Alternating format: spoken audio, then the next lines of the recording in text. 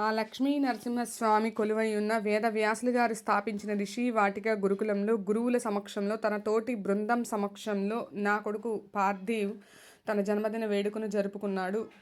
అలాగే మనందరము కూడా మన పిల్లల యొక్క జన్మదిన వేడుకను చాలా సాంప్రదాయబద్ధంగా చేసి వాళ్ళు ఎప్పుడూ కూడా క్షేమంగా ఉండే విధంగా మనం చూడాలి అని నేను ఆశిస్తున్నాను. ఈ విధంగా జన్మదిన వేడుకను జరపడం వల్ల పిల్లలు ఆయురారోగ్య ఐశ్వర్యాలతో క్షేమంగా ఉంటారని నేను చెప్పడానికి చాలా సంతోషిస్తున్నానండి. దయచేసి ఇటువంటి జన్మదిన వేడుక అనేది ఒక్క గురుకుల విద్యలోనే సాధ్యమవుతుంది.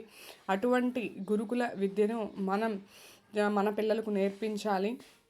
అప్పుడే వాళ్ళు విలువలతో జ్ఞానం నిండిన విద్యను నేర్చుకుని ఈ సమాజానికి కావలసిన భావి భారత పౌరులను తీర్చిదిద్దగలిగే సామర్థ్యాన్ని వాళ్ళు పొందుతారు.